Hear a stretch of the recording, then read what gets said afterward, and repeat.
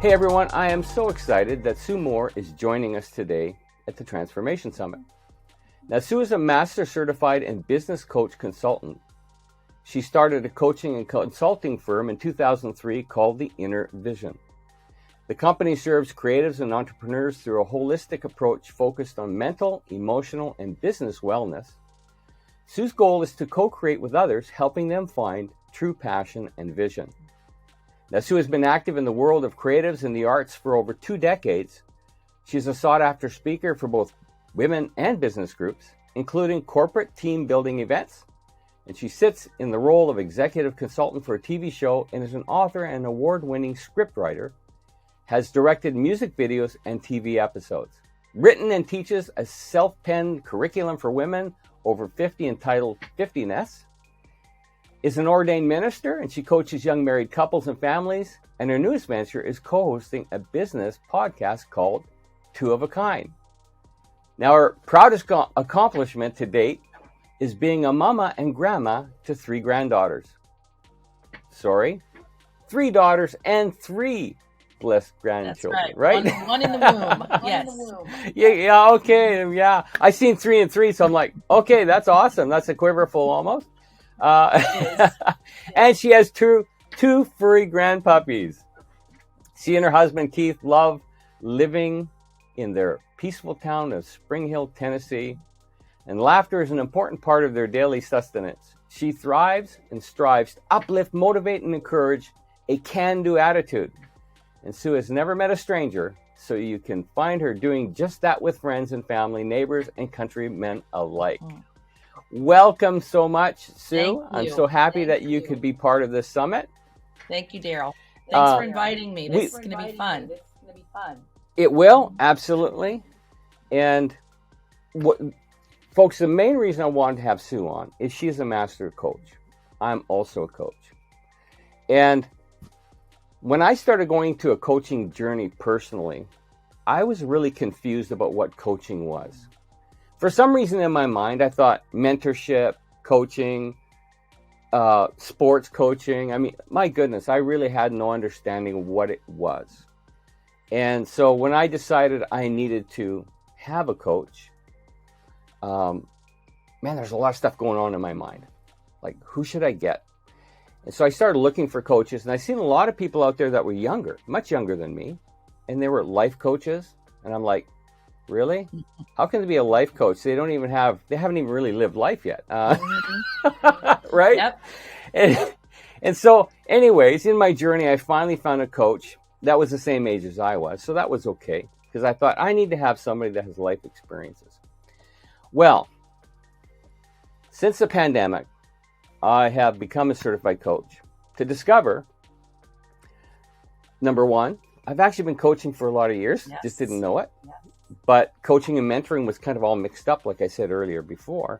But now I understand the power of coaching, and I realize now that really it doesn't matter what the ages of the person who is coaching you, as long as they know the principles of good coaching, right? That is correct. And so, Sue, I like your title, and it's Why You Need a Coach in Your Corner. I'm absolutely in on this with you. I believe it. Speak to us about it. Why do we need a coach in our corner? Daryl, it is so important to know and understand this first phrase. We were not created to create alone. We just weren't. So I've discovered that individuals have barriers and challenges in their life that they have a difficult time sorting through. So through coaching and some consulting, I help them build a plan, one that works in their wheelhouse, co-creatively. Right. So it brings about transformation in their lives. And there's one thing that people want to do, Daryl, all the time, is they want to go on in their life and have success in what they were called to do. So sorting through all those barriers and helping them have the time to do what they want to do the most, whether it's creating, writing a book, building a business, losing weight, getting well, making sure that they leave legacy things to their children, all of that sometimes gets stuck. So a coach helps to break through from the inside out. And The only way to do that is to know ourselves from the inside out. And isn't it fascinating? You would say as a coach, it's not easy knowing ourselves from the inside out, is it? Correct. Yeah, it's not. So coaching is a co-creative process, like I said. The difference between coaching, consulting, and therapy are vast. Therapy deals a lot with the past. Consulting deals with you giving the answers to someone. But coaching, it's that old adage that you're able to teach someone how to fish instead of just giving them the fish for the day, that you're able to work with someone, pull out what they already have, and help them put it into an implementable plan for success. I love that. Right. Yeah. That's good. I liked how you defined the difference, because people generally don't know. No, they don't. And you had talked about a good coach. What does a good coach do? Well, a good coach helps to identify those blocks and those barriers and those challenges. Yeah. And those blind spots. And sometimes, and I hope that everyone listens to this very carefully, sometimes it uncovers opportunities that you didn't even know were there. I've worked with people that said, Sue, I think after working with you, the biggest aha moment was I had hidden possibilities that I didn't even realize were inside of me. You see, because sometimes those opportunities don't have a bright light on them, and I help to shed light on them. Exactly. Yeah. There's so many aha moments in the coaching opportunity. Yes. I mean, there's times when I've been coaching someone and they'll say something and I'll go, I'm interested to find out, why do you feel that way? What's the first thing that comes to your mind? And all of a sudden there's like this big pregnant pause and they're like, And they start getting in touch with a little bit deeper of themselves to realize that, hey, maybe this feeling isn't justified. Yes, many times it's not. And just with the transformation and everything that I know that you're doing and what you've gone through, sometimes we have that shallow understanding or that shallow plan. We can't push through it, and we just don't know why. There needs to be this opening that allows us to go deeper. And everyone I've seen that has that success had this breakthrough, that they were able to go deeper and understand. I mean, coaching uses many tools to boost confidence and improve performance and build effective communication skills. The key is it's not just communication skills for other people, it's for ourselves. Right. Everyone I've ever worked with was like, Sue, I don't understand. I came in here thinking I knew who I was, and I didn't know myself. So whenever they finally hit that point that they start breaking through from the inside out, success starts to happen in many ways. And I'm sure that happened on your journey. Yeah, it's just, even the weight journey, I've talked to individuals are like, nothing changes. I can't change because they haven't broken yet. There hasn't been that part for the inside to come out. And then to allow the outside to come in from what they've learned. If you look at most successful people, and I'm just going to use one for example, Oprah. Do you know she has had a life coach? Her name's Martha Beck, from the very beginning of her career. 25 years. Yeah. She's presented a multiple bunch of coaches in 25 years to other people as gifts. When they said, I don't know where I can go next. Right. It's kind of a win-win situation when you're ready to win. Yeah. And it's not a matter of, okay, I need a coach for the next 3 weeks of my life because I have a problem I need solved. We're not always there to solve your problem. You're going to solve your own problem, but we're there in that journey to help co-create. That's right. A possible solution for you. But sometimes it's a matter of, you sit down with somebody and say, hey, what's on your mind today? It has nothing to do with what was on your mind last week. It's true. What you Right? just talked about is my step one. And that's, first of all, the discovery process, very, very important. But then you step into a plan. And the plan has to be fleshed out. It has to fit Yeah. in the client's wheelhouse. If it doesn't fit, they're not going to do it. So the way to be able to establish that plan is to be able to dig down and co-learn together also. And that's done with a great coach who has open-ended questions that ask for more. Once that we dig down and we ask for more stuff comes out. And that's where the plan starts building and the excitement starts happening. Wow. Yes. So I've seen throughout my years of doing this, and you will hear those words, personal awareness. And I remember the first time that I heard that, I was like, personal awareness? I'm with myself every day. I know me. And then at one point, as a coach, I hired a coach. I think every great coach needs to have a coach. If we believe in that, yes. That so she asked me this question: who are you really? I kind of stepped back for a moment and I told her everything about me, who I was. She goes, no. Who are you really? What is deep down inside of you, Sue? Who are you? When you look in the mirror and no one else is there, what do you say to you? And it was a huge thing for me.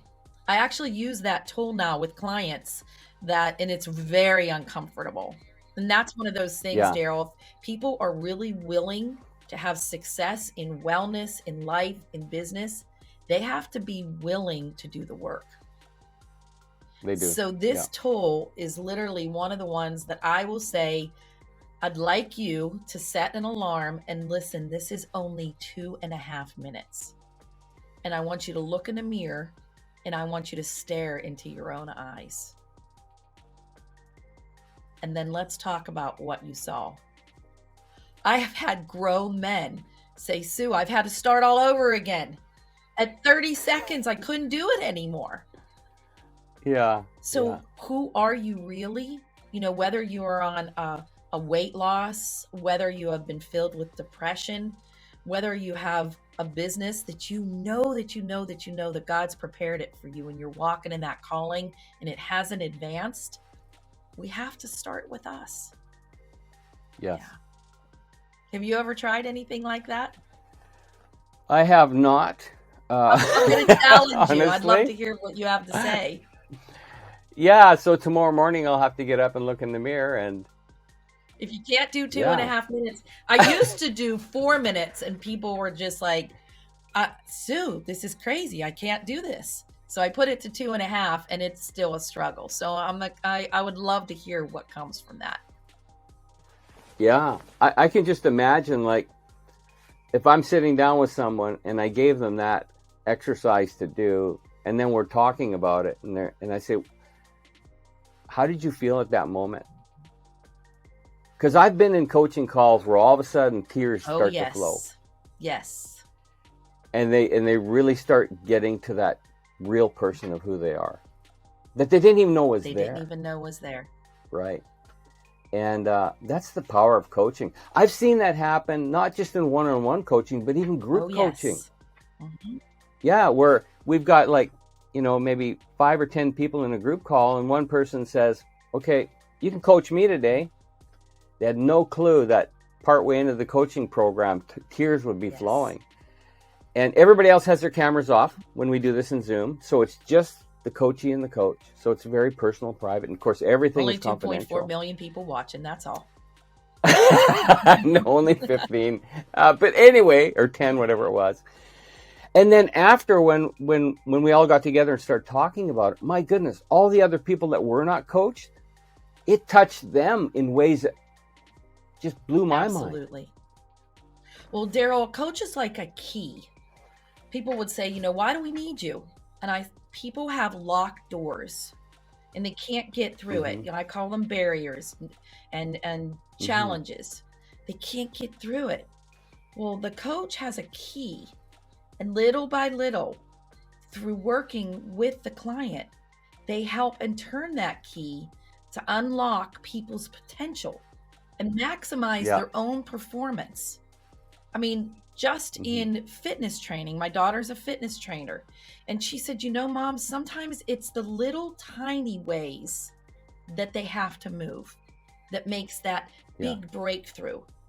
Now, again, you have to be willing to do the work. I mean, you lost 200 pounds. You had to be willing to do the work. And that's celebrating the tiny wins. Wow, Daryl, it's huge. I used to have, and I still am working on this. My scheduling has been one of my issues because I will jump from one thing to the next because I see the opportunity to help with people's success. So I've been working on laser focusing, and I actually have a young coach right now. She's only 37. So the wisdom that she has is huge. So she has helped me to understand the tiny wins. And she said, Sue, with the scheduling, you literally were able to do this and turn off your phone so you can concentrate on this. So I've come up with this statement that I'm doing myself, and it's called do, fail, repeat. Do, fail, I like it. repeat until you come to a tiny win, and it says do, tiny win, repeat. Yeah. So we are so hard on ourselves that when there is failure, or we believe that there's failure, we stop. But if we do, fail, and repeat, there's forward movement and there's action. Right. And many times even in weight loss, and you've seen this, you could go forward and lose 20 pounds. Then all of a sudden you're like, I'm doing the same thing and I've just gained 2. Yeah. What will happen if and nobody wants to do 2 steps forward and 3 steps back. But guess what? I'd rather do tiny. But guess what? You remember the do, fail, repeat. So think about this. When a football receiver, someone's got the ball, and then all of a sudden you're watching the football game and you're like, what is he doing? He's running backwards. You know why? True. Because he's coming backwards for a moment to have a better view on an opening for him to run forward. Wow, this is powerful. Good. So we are so hard on ourselves as human beings when we take a step backward, when that might just be the thing that God's telling us to do for a moment. Not to stay there, but to be able to have forward movement and to be able to have clarity to see forward. Yeah. Wow. So that gives that whole term for me, 2 steps forward, 3 steps back, another meaning in that, hey, I'm not going to look at that negatively. That 3 steps back is going to give me a better view. Correct. So I can book it. That's right. That's right. And, a coach also gives a safe place to be able to gain perspective. Yes. You actually just gain perspective in that last moment. And so what a good coach does, and this is a way to find out if it's a person that's a good coach, and I always love to have a discovery process to make sure that there's a right fit, not just for you, the coach, but also for the coach and the coachee. So these are some things to look at. You look at the coach and see, are they really looking at you? Are they really concentrating, or are you just one more client? And then there's the listening. And this one's so huge. Do you know the same letters in the word listen and only in the English language are the same as the word silent? Wow. So a good coach is able to have those silent, pregnant moments. The coach should not always be talking. The coach should be listening. Yeah. Yes. So the other part. That was a huge takeaway for me when I took my course, was active listening. How to learn how to listen, and don't just because there's a quiet moment doesn't mean it's time to say anything. Because somebody's processing, and we need to give them that time to do that. That's correct. And then what comes out sometimes is absolutely mesmerizing. We miss it too. I've as you read in my bio, I've directed and written television shows and music videos. One of the things that I've seen when you're doing a docu-style and you're interviewing someone and you're saying roll the cameras and you've asked them the question and they give the answer. Well, I've learned along the way, when I say cut, my videographers don't cut. That person we're interviewing believes we've cut. Guess where the most awesome meat comes from? When they think the cameras are off. So if I didn't wait for that next moment, I would have missed such vital pieces in those episodes and in those videos. That's where everything just comes off. You know, one of the most amazing questions to ask as a coach is, what else?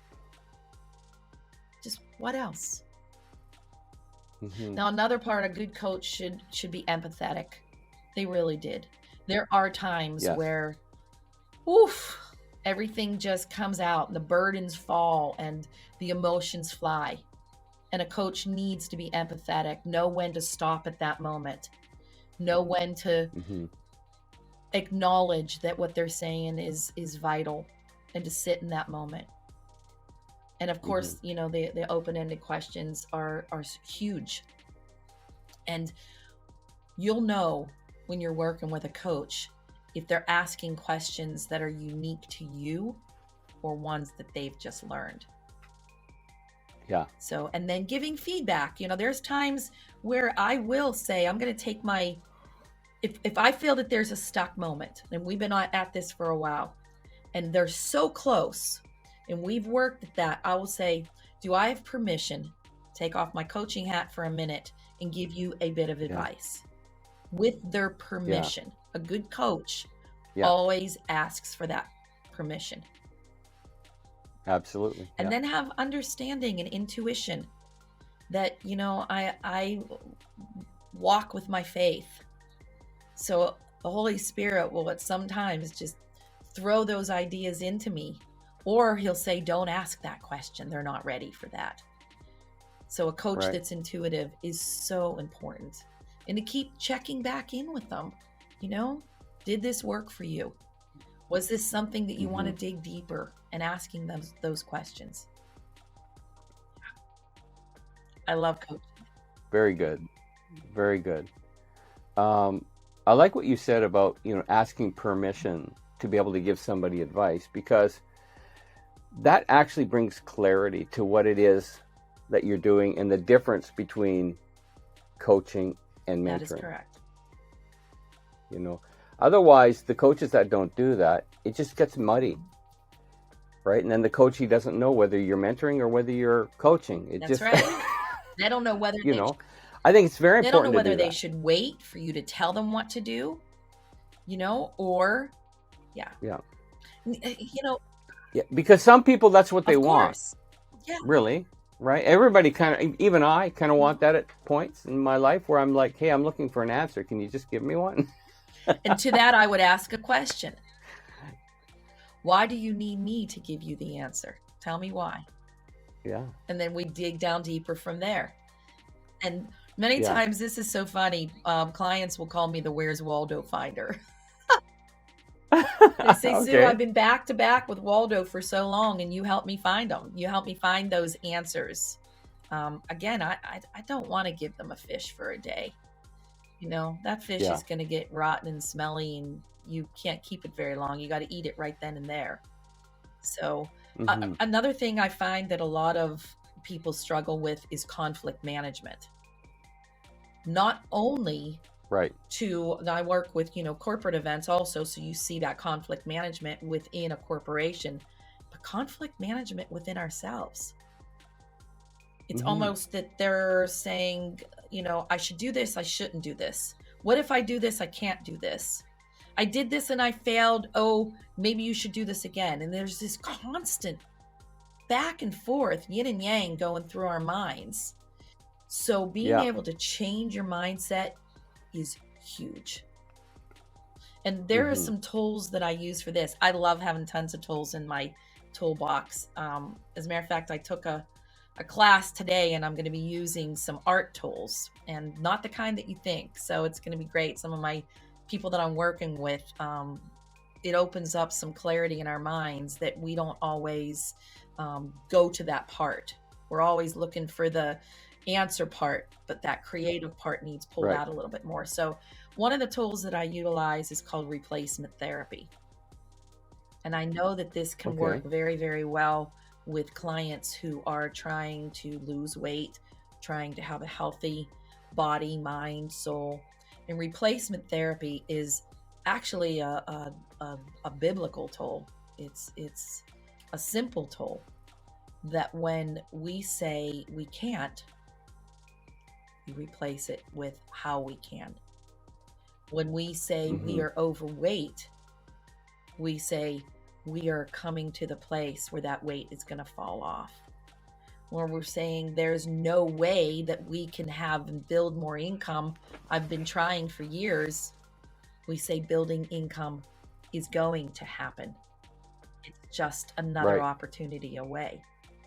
So replacement therapy, it sounds easy, Daryl, but when we're hearing this over here and this side of our voice is so much louder, we need to first of all get this to stop and then replace it. And the replacement needs Right. to start being louder than this voice was. And along with that comes boundaries, setting boundaries for ourselves. Yes. Yeah. When we learn to set boundaries, I have another tool called the 30 rule. And matter of fact, let's role play this for a moment. Okay. Okay. So ask me a question. Ask me to do something. Think I'm your next door neighbor and ask me to do something. Yeah. Okay. Hey, sorry, but I'm sick. I don't know if I've got COVID or not, and I can't mow the lawn right now. And I really need somebody to do that. Would you mind doing that for me? So, Daryl, let me ask you this. Have you called anyone else? Is there anyone in the family, or is there anyone that you've called to help you? And when's the last time it was done? Yeah. Well, I'd ask my kids, but I ask them all the time, and so, I know that every time I talk to them, it's like, oh, and I just don't want to go through that again. And last time it was done, probably 3 weeks ago. So grass is getting a little longer. Yeah, procrastinate a bit. Eek. You know what, Daryl? I'll help you out. I'll be over. So what this was a 30-second. I was able to listen to what you needed. Did you hear me say yes or no right away? No. I took 30 seconds to ask you a question, and I then thought through your answers to see if this is something I could do, should do, and can help you with. So that I just put a boundary on us. I didn't say yes right away. Now the extension of that is 30 minutes. Let's say you said, Sue, I'd like you to make cupcakes for the PTA. And I'd say, you know what? Let me get back to you in 30 minutes. I am really not sure if I can fit that into my schedule, but let me look at that, see what's happening, and I'll get back to you. Is 30 minutes okay? You don't need to know right now, right? 30 minutes, I can give you a call? Okay, great. Yeah. I'll call you in 30 minutes. There's a boundary. You do the same exact thing with 30 hours, making a decision. Someone wants you to go on vacation with them in 2 months. 30 hours to talk to your husband, etc. Look at your calendar. When you do that, it really helps with that conflict management, because instead of you doing all this stuff and then all of a sudden you can't work through working out or food prep or all the other things, you're putting up boundaries now by having a capability of being able to say no or yes and making sure that it fits inside your plan. It's a powerful tool. Yes, one I created literally about 15 years ago because I used to be the yes woman. Yeah, there are people that just can't say no. But they say yes, and then they don't follow through, and then of course it ends up looking Yes, bad. and then you lose integrity. And They meant well, right? We yes. always mean well. Well, I always say if you're let your yay be yay and your nay be nay. So if you use this 30 rule boundary, it will help you in your implementable plan to success, because you are literally focusing on the things that you need to do. Yeah. We're getting close to the end of our session. I have a couple of more questions. One of them is related to, you bring on a new client, a new coachee. This is your first time interacting. And so they're not necessarily going to be open up yet, because we don't know each other yet. Mm-hmm. This is new. Do you find that's common in coaching? Yes, but you know what? Every single person, I believe, has the ability to be coachable. So when a new client comes to me, I have a process, and it is worked throughout the last 2 decades. I do a 15-minute complimentary session. During that session, I ask them to bring to me 3 barriers. And then I listen to their 3 barriers. So in essence, they get a little bit of coaching from me in that first 15 minutes, and I get to hear where their barriers are. That helps me with 3 things. First of all, to know the things that they are struggling with, what we can and cannot work through, for me to be able to see, do they need a counselor? Do they need a consultant, or will a coach help them? The second thing is I'm able to see how they react with me and with the questions that I'm asking them. And then the third thing is I always will leave them with something we've coached with, an aha moment that they can take home with them that night. I want them hungry for more, not because they will hire me. I want them hungry for more so that they realize that breakthrough is just weeks away, or sometimes moments away. Yeah. I'll work with a client on, depending on what their barriers are, either a 4-week, an 8-week, or a 12-week. Most of mine are 12 weeks, but if there is a barrier that they need to focus on, I've seen sometimes that 4 weeks will help and have some breakthrough there that they can then utilize and work through on themselves. Right. And these are, when you're talking 4-week, 12-week programs, my experience is people are coming to you for a specific breakthrough. Whereas I like what you said earlier on, even Oprah Winfrey has a coach, and she's had that coach for over 2 decades. And I know somebody personally that had some breakthroughs to get through, some personal ones that were very hard for this person. And he made it through, but he continues to have that same coach 2-3 years later, because all the value that coach brings him, he says, I can't afford not to have a coach, because life is so dynamic. Every week is so different from the week before. And what happened last year in my life, this year something is totally different. And so there's always a reason for me to have a coach. It's so true. And a lot of my clients, I've had clients for 3 years, for 5 years, for 10 years. You're correct. There may be, and this is again where a good coach comes from, there are times where I will suggest a bit of a break. You might sit there and say, Sue, that's crazy. You're losing that client, that money. No. I'm gaining the opportunity to show them to take the tools they've already learned from me and to implement them on their own. And then, of course, many times they'll say, all right, I will do that, but can we book our next session after I take my break? And of course I am. That is cool. Mm-hmm. Yeah. It's funny because I've kind of experienced the same thing in that I took a break for a little while because there were so much things I was planning and I just really needed to focus. And then I had a couple of my coachees keep bugging me all the time. When's the next time we get together?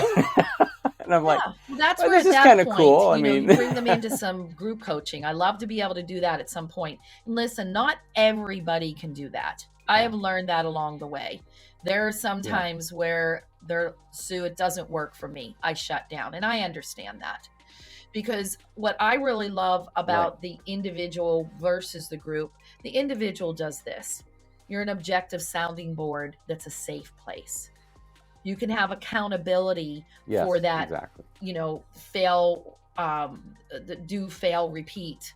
You can have an accountability for that, and they can right, really say things hmm that maybe they wouldn't say in a group. Positive reinforcement means a little bit different whenever you're doing the individual. And then revisiting the plan that you've put into place, you can help them to continually help them to hmm fit and change along the way. Now, group coaching is great. I have had many individuals that have had huge success from group coaching who have then taken the group coaching into private coaching. So it can go both right, ways.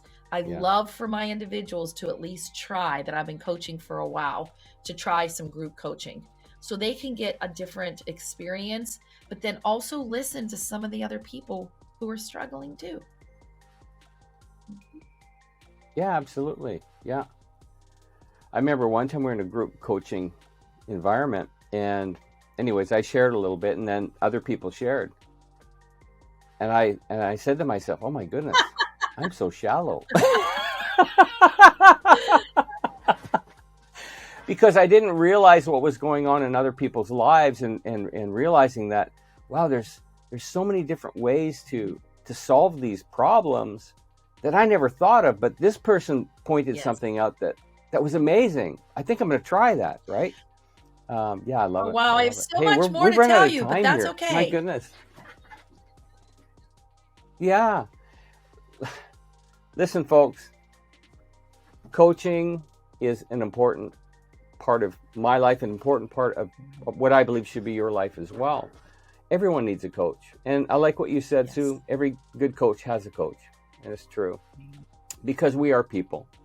And there are times in our life when a coach isn't enough. We need a professional therapist, or somebody to help us in some of those really deep areas that we need help with. And but there's people like Sue and myself and other coaches that are part of this summit, that we really do care about you. And no matter where you're at, we can help you at some level. We can point you in a good direction you should go to. Sue, thank you so much for your time. You're welcome. I appreciate everything that you've said. It's so meaningful. And I really wanted people to understand that there's a difference between coaching and mentoring. And I think you've done a really, really You're awesome welcome. job. Thank you so much. Now, everyone that's attending this summit, Sue has something special for each and every one Well, of you. as And I what is said, that, Sue? I love to be able to meet. I've never met a stranger, and I love to be able to meet each and every one of you in a unique way. So I'm doing something I've never done before. I'm offering a 15-minute complimentary session to all of your guests who want to take advantage of it. You might have to do it throughout the year, but if you go to The Inner Vision, and it's with a Z, innervision.com/transformation, you'll be able to sign up there and we can talk. Wow, You're that's welcome. amazing. Thank you so much, Sue. And thank you, everyone, for watching, and be blessed.